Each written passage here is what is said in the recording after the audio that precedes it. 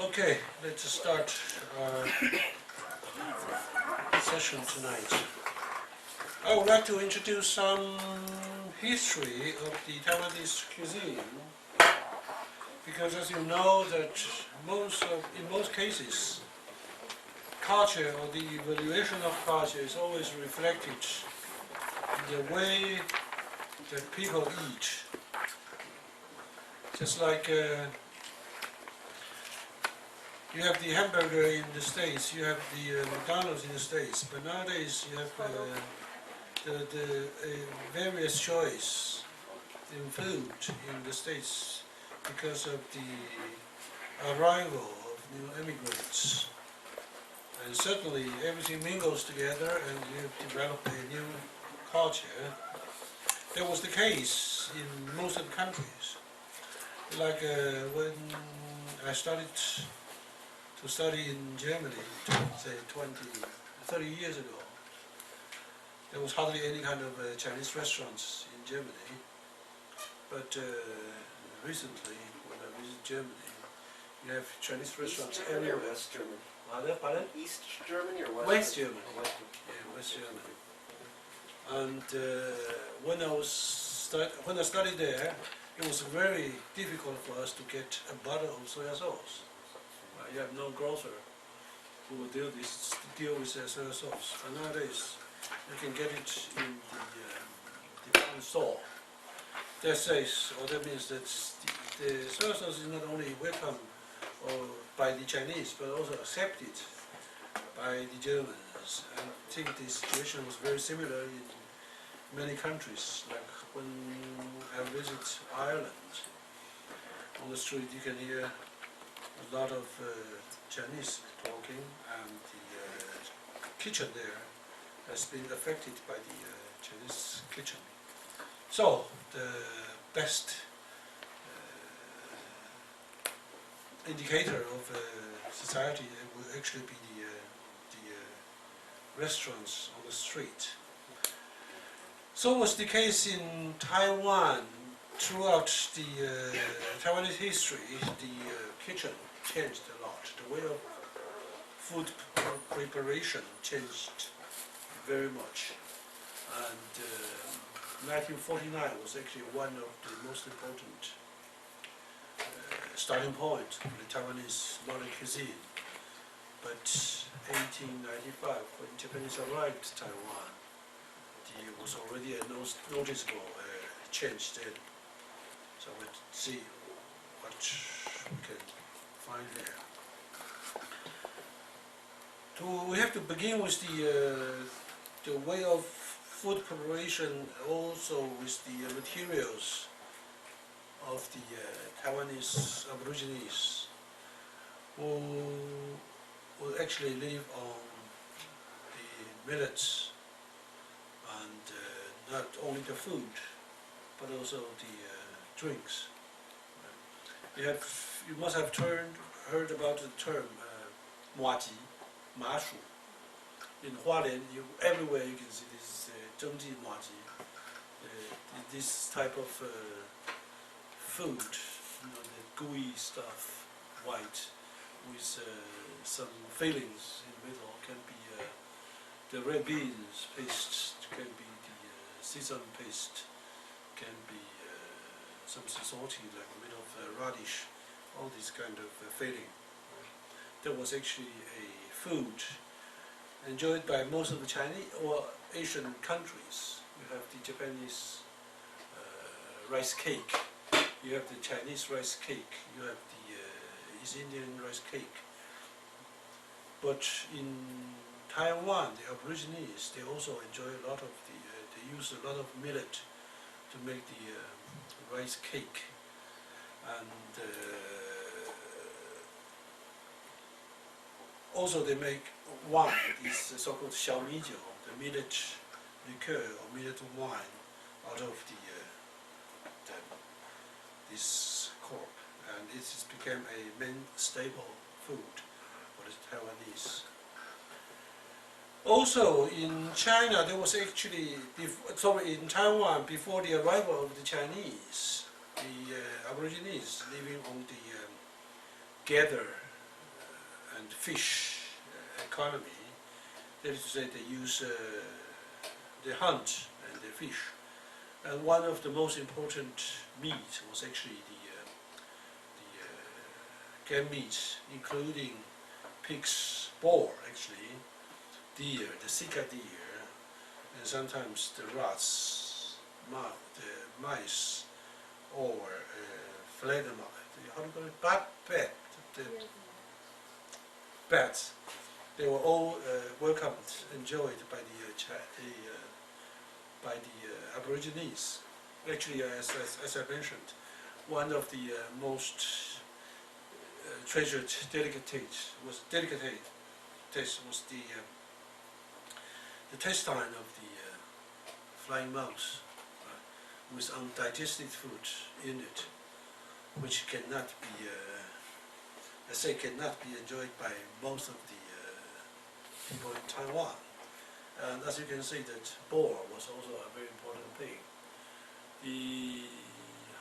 Still nowadays, the Aborigines, they don't like the meats enjoyed by the Han Chinese. If you go to the supermarket, get some pork, you get some, say, chicken, that was actually considered not good for the Aborigines, because most of the pigs in Taiwan were actually castrated, and by being removed by castration, I think the animal lost some of their flavor, and the Aborigines consider this as bad taste, and vice versa. When the Han Chinese, started to take the game meat, I think one of the reactions was actually the smell of the taste is too strong. Right? This because of the different culture. And deer was actually somehow very mild. Right? It can be welcomed by the Chinese, but we should not forget, one of the reasons for the Han Chinese to take deer was actually for the medical purposes. Sometimes the Chinese think the blood of the deer or the horn of the deer is very good for the potential for the libido, and men take this for another purpose, not only for the nutrition reason. Okay. So the Aborigines eat many different types of game meat: venison, boar, and flying squirrels, as we saw in the last picture. They considered the intestines as a special delicacy, and fish, poultry were also very important for the Aboriginal daily diet. Sometimes they use the natural means to let the pork or meat ferment, go off, and then they enjoy it much better. Have you been to WHEI? That is actually not far from Zhenan, not far from Taipei. If you should go there, there's a whole street piled up with the kitchens, providing the local food. Most of them actually the Aboriginal food. They have some specialities. I would actually suggest you should go there. Sometimes you can get this special type of the meat. As I mentioned, for the Chinese, we think it's went off, but for the local people, I think it's very interesting. And they also use the stone, heated stone, as the heat sources to cook food, like using sliced food, making it on top of the burning, sizzling stone. And this way is called 铁板烤肉, the stone plate barbecue can also be very interesting. And for the Han Chinese, we have a less adventurous diet. Everything has to be cooked. Everything has to be boiled, which is of course very important if you are drinking, say, boiled water instead of the running water, tap water. Can protect you from any kind of contagious disease. And the Chinese were actually immigrants from the coastal area of South China, and therefore, when the first immigrants arrived to Taiwan, the food or the drinking or diet was actually very similar to those of the mainland China, which we can see later. Now here on this picture you can see there was actually grilled boar, especially it says 山猪肉, boar, and the reason was actually the taste is totally different. It's a strong flavor, a strong taste on the pork itself, and those people, as you can see here, were actually at the entrance of the WHEI, the main street of WHEI. See, a lot of people enjoy this kind of the sausage grilled, but we have to notice that this sausage here must be the make of the common pork, not the boar, and therefore the taste will be different. It will be different. And here, as we can see, there was actually the so-called 石板烤肉, the stone plate barbecue. You have the pork dipped in sauce and then grilled on the sizzling plate. You can either fry it with the scallion or with some local spices. They have very small seeds called 山胡椒. It's not actually peppercorns, but very similar to the peppercorns called 山胡椒. It is very popular in this area to eat it. And sometimes they put rice into the bamboo and seal it, boil it in the water, and it will become rice, the plain rice. Also, they can be flavored, and just you open up the bamboo, you have a stick full of rice, which is very interesting one if you just take it once or twice. Otherwise, it can be very troublesome. You have to open up the bamboo stick and dig everything out of its little hole. And on this picture, you can see that we're starting to introduce the local, the Han Chinese specialities. You must have tried this 肉粽. It's actually the rice wrapped in bamboo leaves. It was very famous. It is still very famous. And in Shenkeng area, they have different shops dealing with the 肉粽. It was actually a food for special occasions, like the 5th day of the 5th month of the Chinese lunar calendar, in memory of a ancient Chinese called CHOU, who committed suicide in the Miluo River, and people started to memorize him by trying to feed the fish in the river with the bamboo rice, so that the fish won't touch his the bodies. It was only an agent, but anyway, this kind of wrapped up wrapped up rice in bamboo leaves was actually very common, very popular in China, all over China, but just with different preparation. And therefore, through the way they wrap or the prepare these stones, you can know that where it is originated. Like in Taiwan, we have the southern stones from southern part of Taiwan, which the rice is actually cooked in the water, boiled in the water, after wrapping up in the bamboo leaves. In northern part of Taiwan, the rice will have to be cooked and prepared and then wrapped up and then steamed. So different preparation, different taste. Just depends where you are. But again, we see that the people or the inhabitants in Taipei nowadays were actually not, say, local. They actually emigrated from southern part of Taiwan.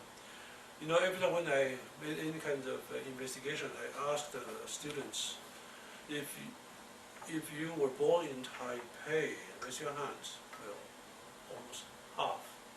Right. When your father was born in Taipei, raise your hands. It will be about 1/10. I said, when your grandfather was born in Taipei, there will be 1 or 2 in the whole class, full class, which means that actually the inhabitants in Taipei were actually immigrants from different areas, and most of them were actually from the central part of Taiwan, right, like Yunlin or Zhanghua counties. Because if you're from Jiayi, then your first choice will be moving to Kaohsiung. So there's some kind of policy there, some kind of invisible hand arranging the direction where they should move. Right. But anyway, that's the zones nowadays in Taipei will be divided into 2 or 3 different ways or flavors. It all depends where you're from. So people from southern part of Taiwan will insist on having the original way. So that's the zongzi. How we define zongzi? It's a, well, pyramid-shaped food wrapped in bamboo leaves, as you can see here. This is a special type of bamboo. The leaves have to be big enough to wrap up things. And sometimes the different leaves from different sorts of bamboos were used for different purposes. And those stones in Taiwan were actually imported from mainland China, introduced by the Chinese, say 200, 300 years ago. And those from Minnan area, from the southern Fujian area, they have their own way of making the zongzi. And those from the Hakka area, from Cantonese part of China, then they have another way of preparation, just by the way you eat your zongzi. You actually know where you are from. Just like in Germany, different people enjoy different type of sausages. Sausage is the best indicator for the origins of some certain people. Another way would be bread.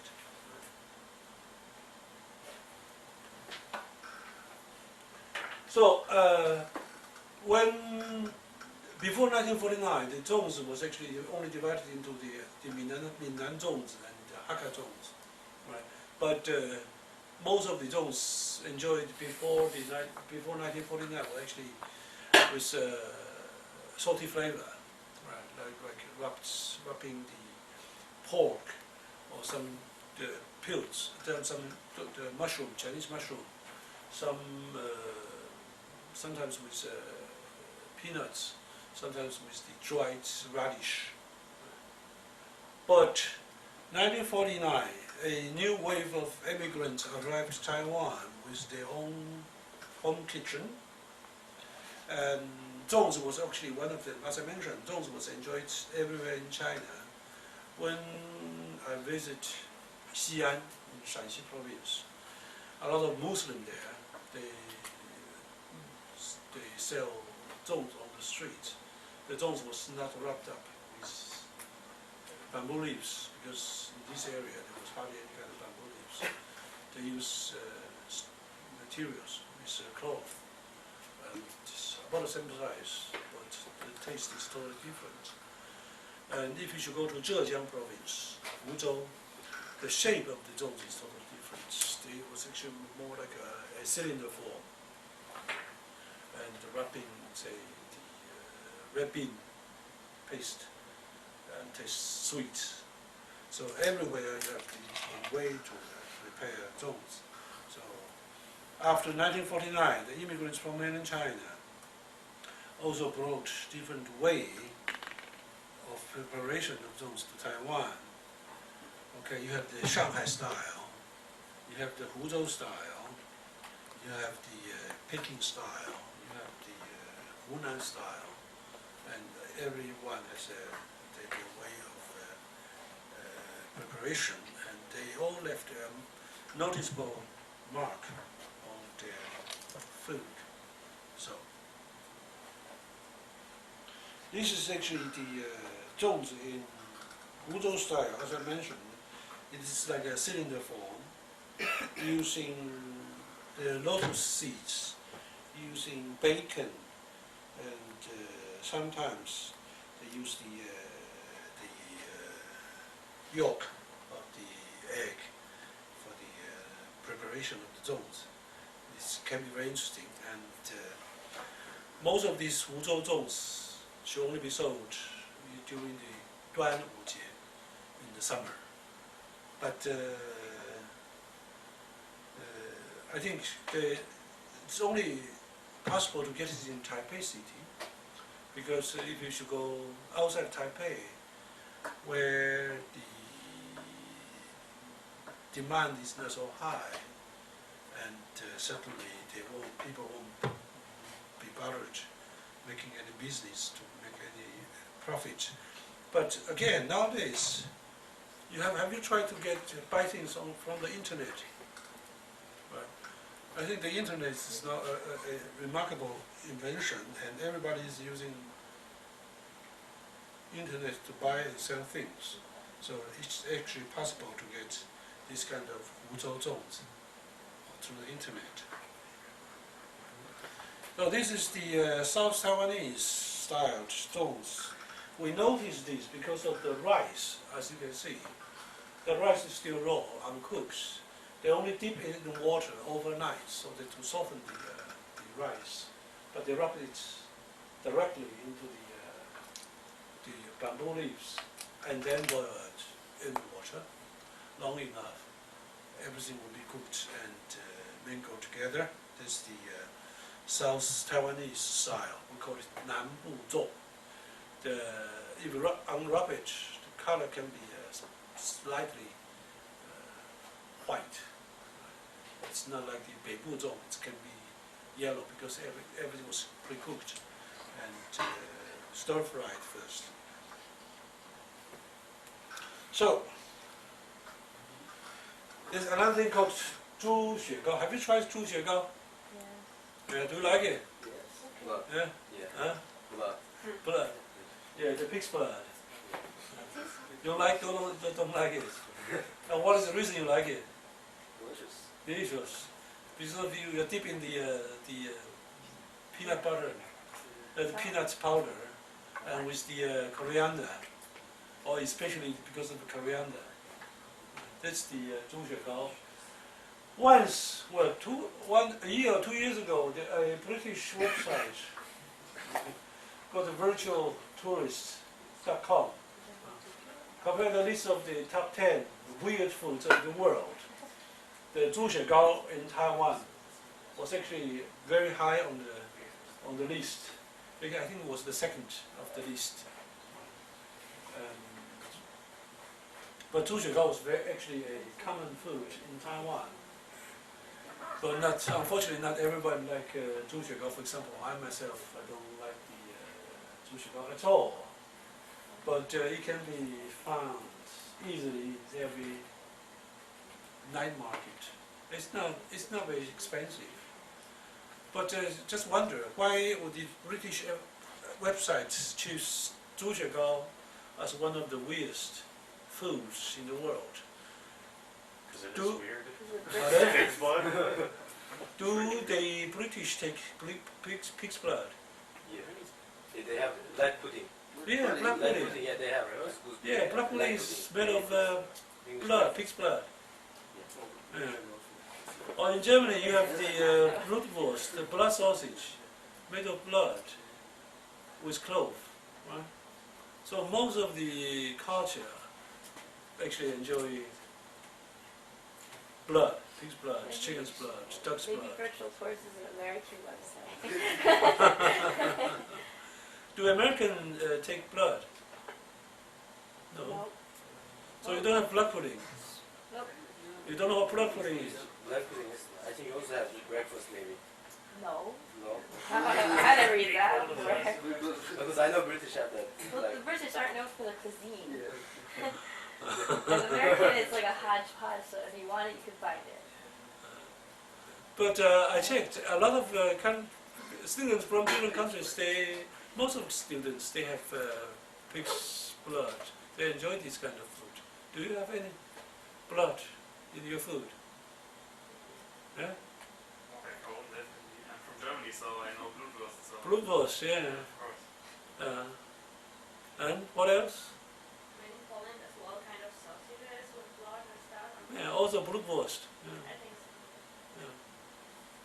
So, blood is not so weird, but just, it is weird why they choose. This is an old list. Now it's the 1,000-year-old eggs. Oh yeah, the 1,000 years old Well, why is it weird?皮蛋.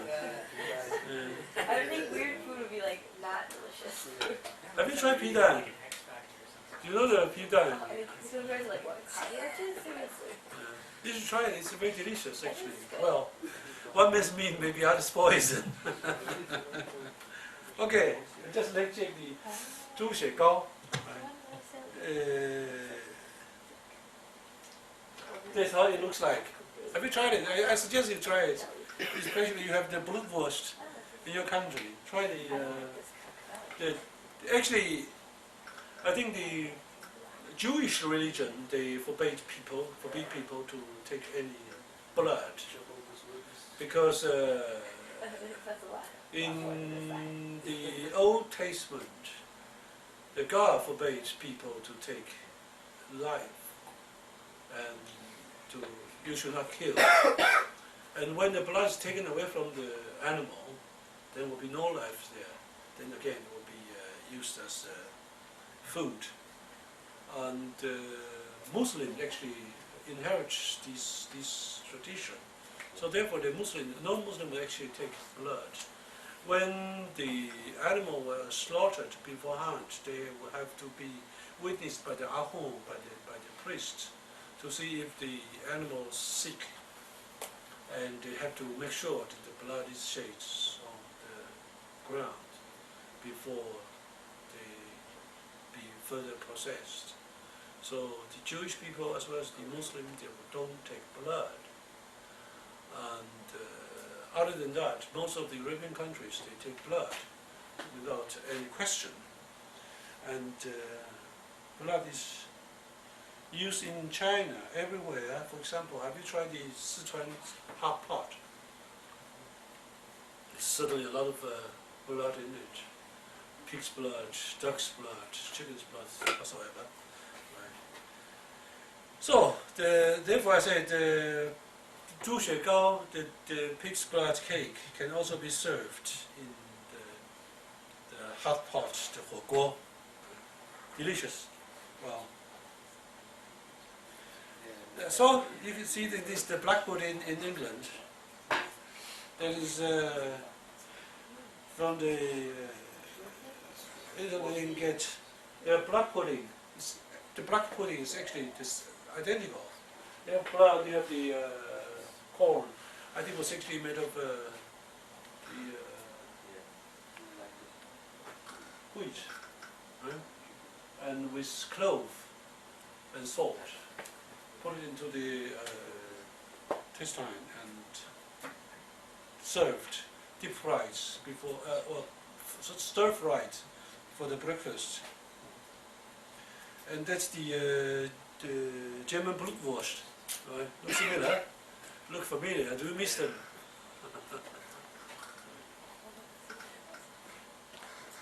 And one of the most important food in Taiwan was actually the 卤肉饭.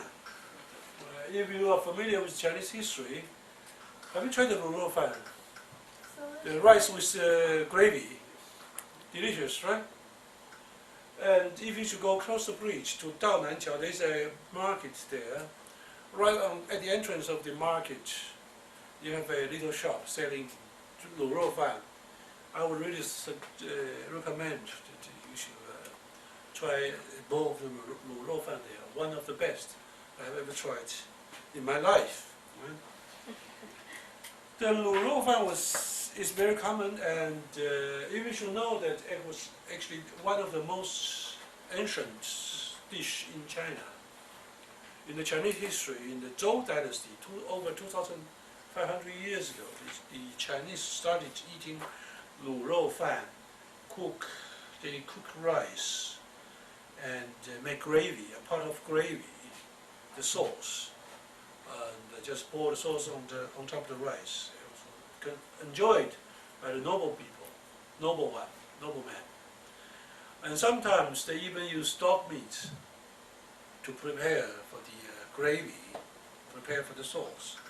And that is even considered as a luro fan of higher class, first grade. So this is ancient. And nowadays, you will have both luro fan with a pickled radish, a slice of the pickled radish. Have you tried this? The yellow colored. That was actually under the Japanese influence. So we should not forget, Japanese food has also influenced Taiwanese.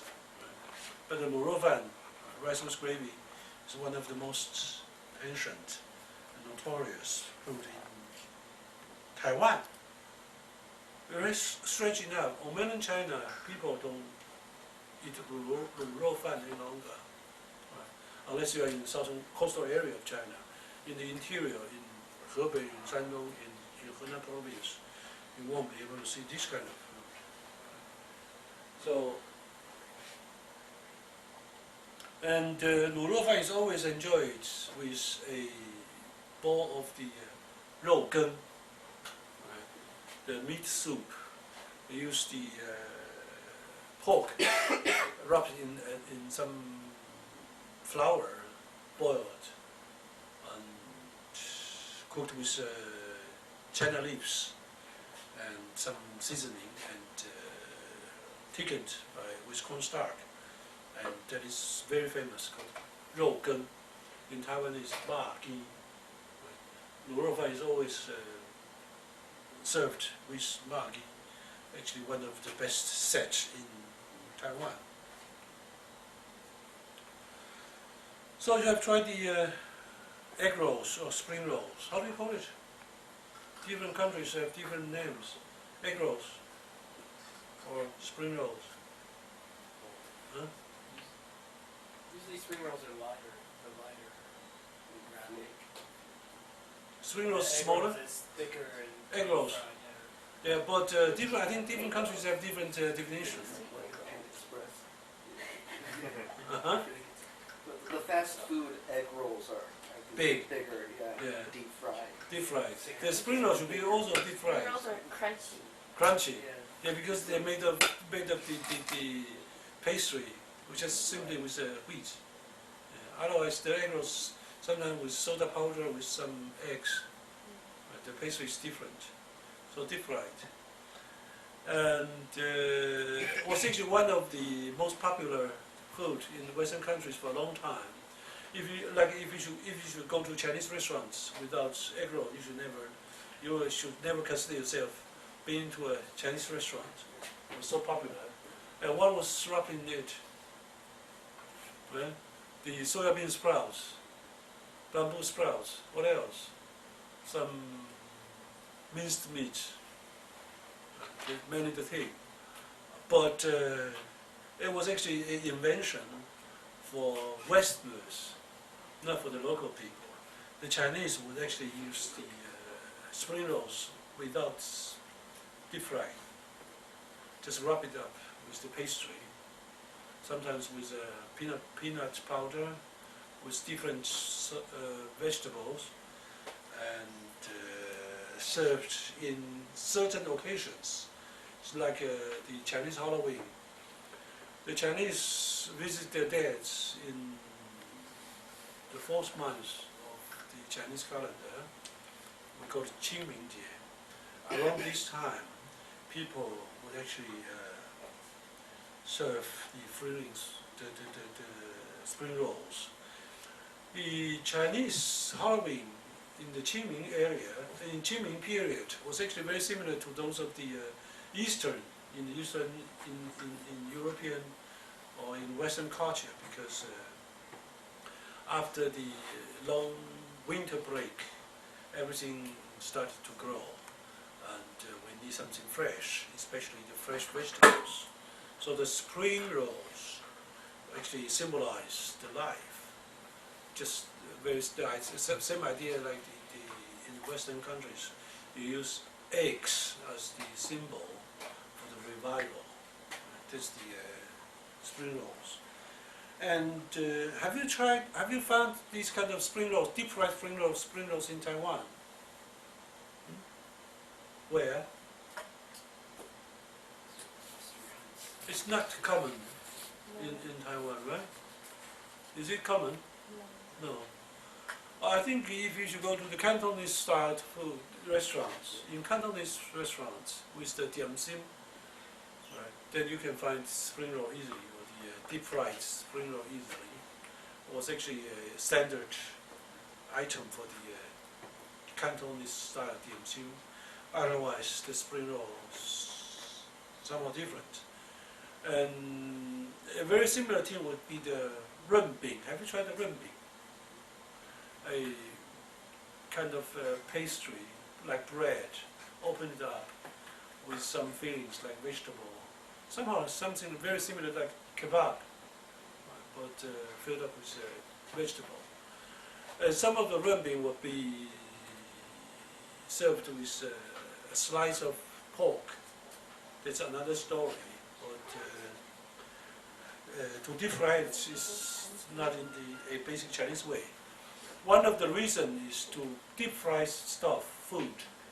It can be very expensive because the oil, right, the grease can be very expensive. Just for 1 or 2 spring rolls, it's not worthwhile to get a whole wok full of oil, and therefore we avoid to prepare this kind of food. Unlike the Japanese, the Japanese deep fry everything, almost everything, the tempura. So it's different idea to prepare food. Now you can see here how the things were prepared. A piece of pastry and then different fillings, vegetables and so on. And then sometimes will be sold deep fried. Only in the night market, find some. Okay. Ginger was actually enjoyed by most of the Chinese. Chinese love ginger. And I think ginger was not so popular, so common in the Western kitchen. But in Chinese or in Asian kitchens, ginger is very important. And in Indonesia, you even have ginger sweets. Ginger with a lot of sugar, and can be very spicy, hot, and sweet. For the Chinese, to eat ginger with sesame oil is considered very good, very nutritious for you, especially in winter time. And today is already almost the end of October. Still, the weather is very unfriendly. Right? I think 2 weeks, 3 weeks time, you will enjoy it. It's the first winter that you are in Taiwan. No, you experienced Taiwanese winter already. You haven't. If you haven't experienced the Taiwanese winter, be careful. Taiwan is the so-called tropical weather, but in winter it can be very cold. Would you not say so? Taiwanese winter. We don't have double glazing. We don't have heating system. And the humidity is very high here in Taiwan.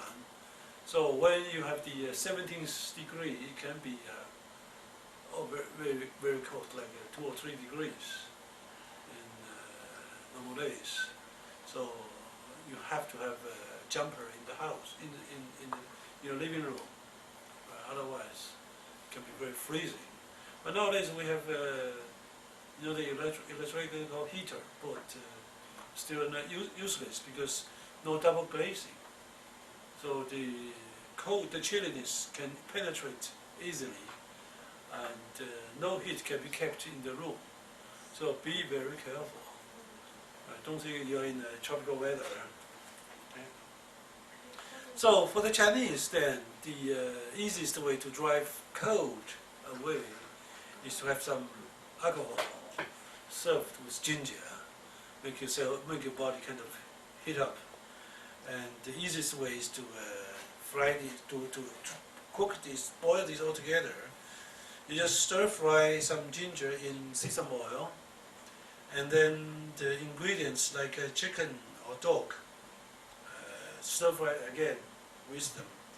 And you just pour 1 bottle or 2 bottles of the rice wine and let it simmer, let it cook. 30 minutes later, you enjoy the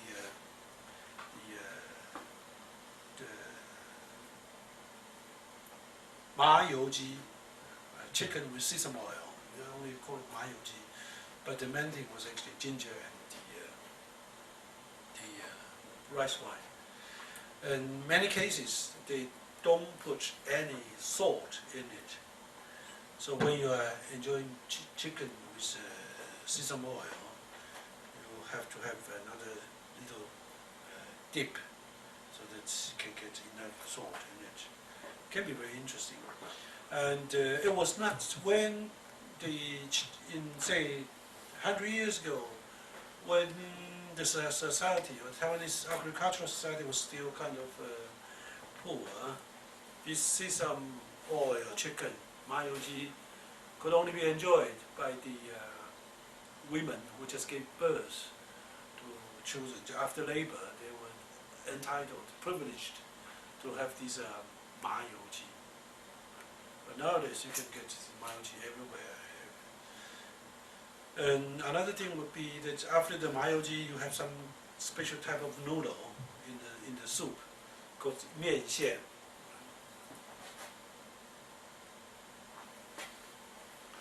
Okay, it's jiang mu ya. Have you tried this? I think on the streets, little shops with a little. It has to be like this: a little bench, little hawker, and a very low table. You are almost kind of sitting on the ground to enjoy this kind of food called jiang mu ya. Very similar to sesame oil chicken that is boiled with ginger, as you can see here. A lot of ginger, and then alcohol, rice wine. The function is similar, but not so greasy because you use less of the sesame oil. And a lot of people actually eat this all year round. It's not considered as good, as nutritious as the ginger or sesame oil chicken. Right. So in the night market, you can see this 霸王姜母鸭, the ginger dog. 姜母 is actually, the mu means old. It has to be used, don't use the fresh ginger. Use the kind of old, dried out ginger. Would be even better, with a better effect, a medical effect. Right. Have you tried this before? No? You must go to. Where's the next, the nearest night market? Otherwise, you could take the tram to Shilin. You have very good stuff there. Or you can go to Jingmei. I think the Jingmei night market is not as popular now. Go to, or Tonghua Jie. There is a very good night market. You have to go to night market. Otherwise, you are not considered to have experienced Taiwan. That's the plum soup. we enjoy this clam soup just by cooking it in water with some ginger, hardly any grease. And we eat this, Chinese eat clam soup with a very good reason. Don't forget, every food in Taiwan, every food in China even, is always linked with some medical purpose or medical ideas. Like the clam soup is very good for your liver. Right? If you have any problem with liver, because the hepatitis was very, very popular in Taiwan. So people with hepatitis are supposed to have the clam soup, and they even have the abstract of the clam sold for curing or for improvement of your liver condition. I don't know if you should trust it or not, but clam soup is very popular in Taiwan. And this kind of chicken is a Cantonese style. We call it the Tongyang chicken. Always boil it a bit, and then use the sauce, make a gravy on top of it. And this was actually sold in the restaurants. Therefore, these vegetables here are very good decoration. But here you can have, and again, you have the ginger here, ginger and scallion, smashed up as a sauce for the dip of the chicken. And porridge is actually one of the most important food in Taiwan. For the Chinese, for the Taiwanese especially, for the morning, for the breakfast, we don't take heavy stuff. So the easiest way would be porridge, would be the xifan. And I think in many countries, in many cultures, the breakfast is not taken with heavy stuff. In European on the European continent, you have the very light breakfast, piece of bread, some marmalade, some jam, cup of tea, cup of coffee, and that's it.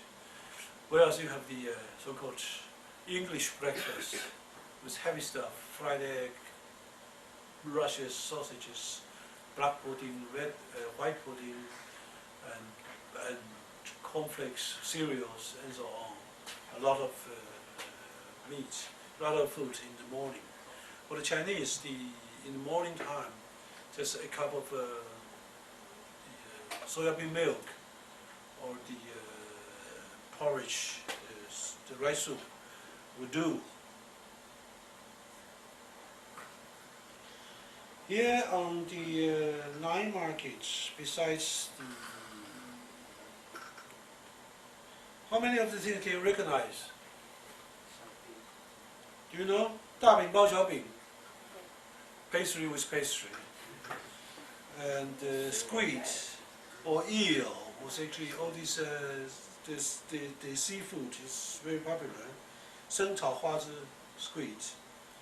And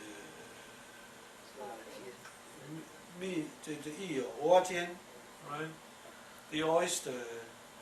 Have you tried the 蚵仔煎? One of the most important Taiwanese delicacy, like oyster with egg, yeah, and with cornstarch, make it gluey. That's the Chinese market. Okay, what do we have here? Cha sao. Yeah. Do you like cha sao? Yeah. It's a Cantonese food. Yeah. Cha sao is made of pork, roasted. But this duck, just not this roasted duck, right? And sometimes the roasted pork. If you dip the pork or duck in vinegar and in honey, or sometimes just sugar, then the sweet stuff, the sugar, will be burnt off and become somehow caramelized. Caramelized, and then darkened, and made it crispy, and the color will be very dark. Can be very tasty. And the cha shao was not an original Taiwanese dish. imported into or introduced to Taiwan after 1950s. First of all, after 1949, there weren't so many Cantonese in Taiwan. So the idea of this kind of food, cha sao and so on, or the Cantonese style dianxin, was introduced much later, in 1950s, 1960s, when the Hong Kongese started to open up the restaurants in Taiwan. Then this type of food were actually introduced to Taiwan. 1970s, right? That's another very important mark that with the situation developed in Vietnam. Right? Vietnam was actually taken by the Vietcong altogether in 1974, 1975. Then a lot of Chinese who actually originated from Canton area, they came to Taiwan and they opened up the Cantonese styled food restaurant. And so therefore, you can see almost everywhere you have the Sao La shop selling roasted dog, roasted chicken, roasted pork with rice, plate of rice, and things on top of it. That was only popular after 1970s.